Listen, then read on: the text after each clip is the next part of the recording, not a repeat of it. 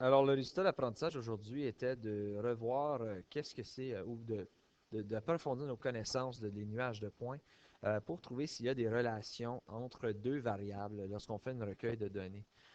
Et aujourd'hui, le mot-clé est corrélation quand ça vient à la leçon. Est-ce qu'il y a une corrélation forte, faible ou moyenne?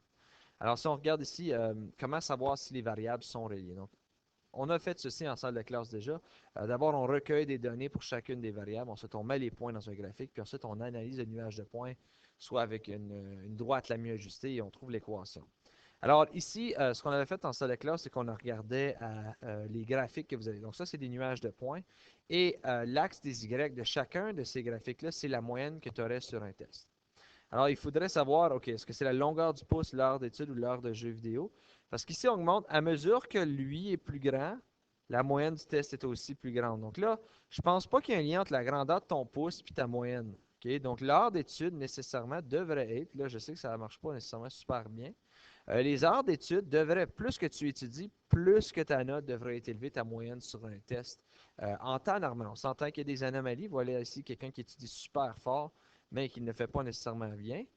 Ou des gens qui étudient moins fort, mais qui font quand même assez bien. Donc là, mais généralement, il y a un lien entre le nombre d'études que tu fais et la note que tu as. Donc là, encore une fois ici, la moyenne sur un test, donc là, c'est qu'à mesure que ceci augmente, les notes descendent pour les élèves. Donc nécessairement, ça devrait être les heures qu'on passe à jouer aux jeux vidéo.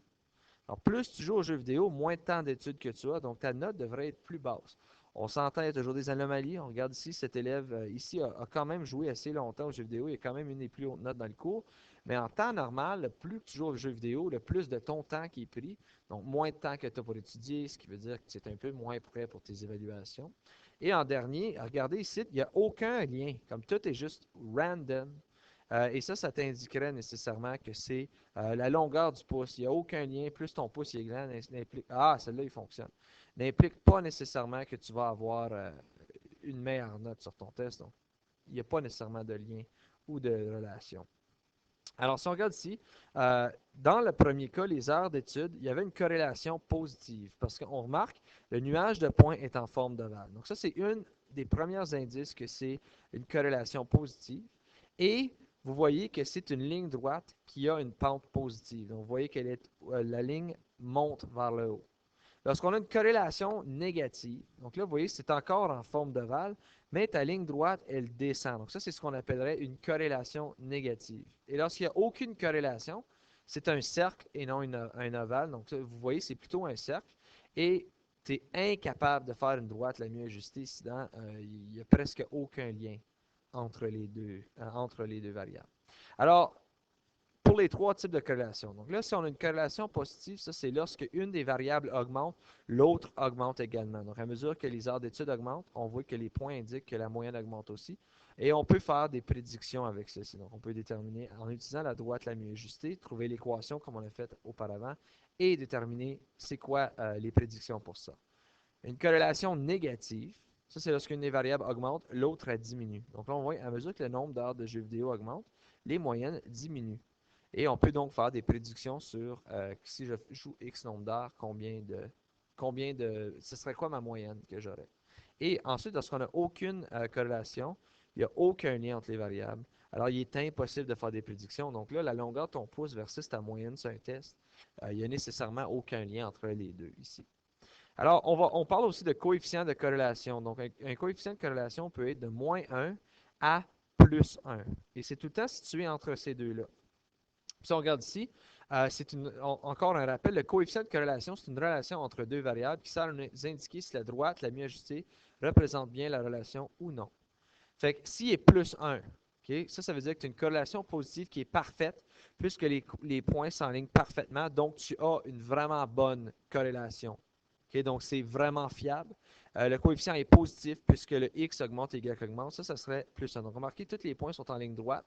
Donc là, il y a quasiment pas d'espace entre chacun des points. Donc ça serait une corrélation positive parfaite. Plus que les points s'éloignent, plus que le coefficient va s'éloigner de plus 1. De l'autre côté, négatif 1, ça serait une corrélation négative parfaite. Donc là, ça serait, il y a parfaitement, c'est exactement, la droite représente exactement le scénario. Donc, ici, si tu n'as aucune corrélation, tu vas avoir un coefficient de corrélation qui va être 0. Donc, ceci indique que tu es toujours dans une gamme entre moins 1 et 0. Et le plus proche que tu es de plus 1, le plus précis, mettons tu es ici, le plus précis que l'équation de ta droite va être de la réalité pour faire des prédictions. Si l'équation de ta droite est ici, donc la corrélation qui va être R, va être, mettons, 0,02, ça veut dire qu'il n'y a quasiment pas de corrélation parce qu'à 0, il n'y en a pas de corrélation. Donc, le plus proche que tu es de 0, le moins efficace que ta droite la mieux ajustée va être pour faire des prédictions. Alors, on regarde ici, parmi les graphiques ci-dessous, laquelle posséderait un coefficient de corrélation de près de plus 1. Donc, on voit, c'est un ovale, c'est positif, donc je pourrais faire une droite la mieux ajustée, mais remarquez la distance entre les points et la droite. Donc, nécessairement, ce n'est pas très, très proche de plus 1. Pardon, wow, ça c'était bizarre. Mais regardez ici, c'est ovale et c'est presque une ligne droite. Donc, B serait le plus près de plus 1. C ici serait très, très près de moins 1. Et D ici, encore une fois, c'est corrélation positive. Elle est quand même assez forte, mais il y a de l'espace entre les droites et les points. Alors ici, on regarde un exemple. Je vais simplement faire le premier avec vous. Donc ici, c'est un peu... Écoute, ça c'est TI-83.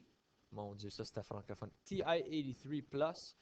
Donc, c'est pas exactement la même chose, mais on l'a vu en salle de classe, comment utiliser la calculatrice graphique. Donc, je vous inviterai à utiliser votre calque graphique. Donc, vous allez commencer par peser Stat.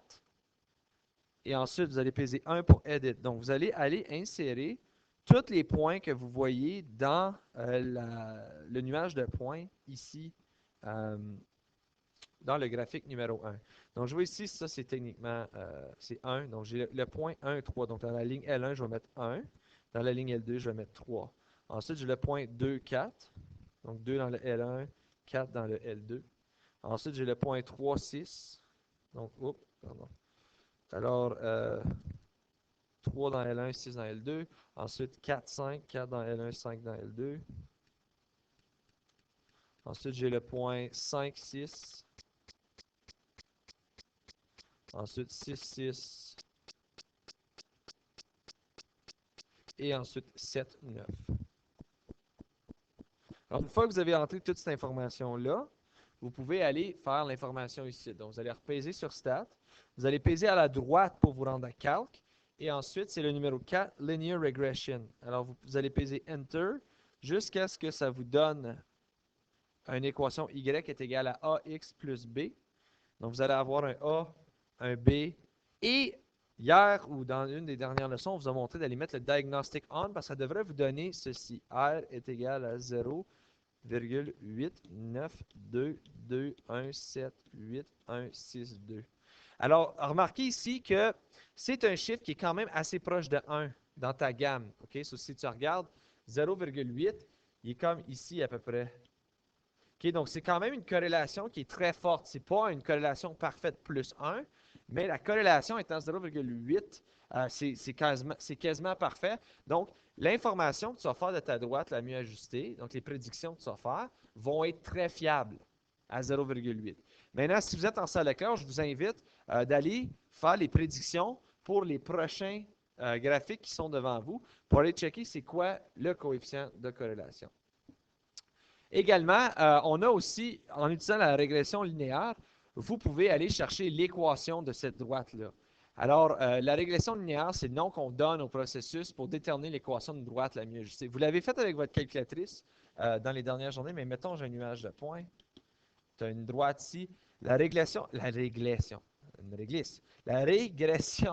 linéaire, c'est comment est-ce qu'on fait pour trouver l'équation de cette droite-là.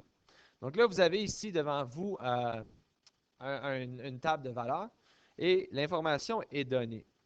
Donc là, vous êtes capable d'aller chercher l'équation de ceci en remplissant l'information. Donc là, vous allez encore une fois aller dans le cadre graphique, aller mettre votre information, donc jusqu'à 10. Alors j'ai 7, 8, 9, 10. Et là, vous allez aller dans L2 pour la deuxième colonne et vous allez remplir l'information 65, 64, 64, 62, 61, 60, 58, 57, 57 et 56. Donc là, une fois que toute l'information est faite, Vous pouvez tracer ceci à la main. Donc, on indique si vous pourriez le faire avec y égale, mais je préfère que vous le faites à la main pour ce scénario ici. Donc ça, vous avez simplement à mettre ceci dans une feuille quadrillée, mettre l'information, placer vos points. Pour trouver l'information ici, l'équation de la droite la mieux ajustée, donc on fait comme on a fait tantôt. Vous allez peser stat. Ensuite, vous allez faire calc. Donc, vous allez peser à droite pour aller à calc. Et ensuite, vous allez peser 4 pour le linear regression. Et vous allez peser enter jusqu'à ce que ça vous donne ceci. Donc, ça vous a donné que le A est moins 1,078787879. Et le B, dans ce cas-ci, est 66,33333. Donc, dans notre cours, on va arrondir ceci à 2 après la virgule pour l'équation. Donc, vous regardez l'équation, c'est l'équation d'une droite AX plus B. Donc, ton A, tu peux aller le flober dedans et ton B également. Alors, tu arrondis à 2 après la virgule. Donc, ton équation, c'est moins 1,08x plus 66,33. Donc, ça, c'est l'équation de la droite la mieux ajustée de cette table de valeurs ici. Donc là, on vous demande, dans B, en utilisant l'équation, détermine la masse après 13 semaines. Donc là, on regarde X ici, ça c'est le nombre de semaines. Y, c'est la masse. Donc là, je ne l'ai pas, mais je peux aller utiliser mon équation puis dire, ah, X, c'est la masse. Pardon, c'est les semaines. Qu'est-ce que je dis là? Je suis dans les patates. X, c'est la semaine dans ma table de valeurs. Puis Y, c'est la masse. Donc, je vais aller dire si X est égal à 13 semaines, on va aller calculer c'est quoi la masse. Donc, c'est 1,08 fois 13 plus 66,33. Et en même temps, vous allez remarquer que votre corrélation est négative 0,98. Donc, c'est quasiment le R que vous allez remarquer dans votre calculatrice, c'est quasiment parfait. Donc, en principe, c'est très, très fiable l'information qu'on a trouvée ici. 1,08 fois 13. Pardon, ça devrait être négatif 1,08, pardon. Négatif 1,08 fois 13. Tout ça plus 66,33, ça va vous donner que Y va être égal à 52,29. Donc, après 13 semaines, dans ce cas-ci, dans ton régime, ton poids devrait être à 52,29 et ça semble assez logique. Il est à 56 après 10 semaines. Et maintenant, ce qu'on va faire, c'est que vous allez essayer, donc je vous invite, pratique guidée en salle de classe, à refaire le graphique de celui-ci et me dire s'il existe une corrélation entre les deux données que vous avez ici, donc soit l'âge d'un arbre et le diamètre de cet arbre-là. Et ensuite, vous allez me déterminer c'est quoi l'équation de la droite la mieux ajustée pour ensuite aller faire une prédiction du diamètre. Et ceci met fin à la leçon d'aujourd'hui. Si jamais vous avez des questions, n'hésitez pas à m'envoyer un message sur Edmodo.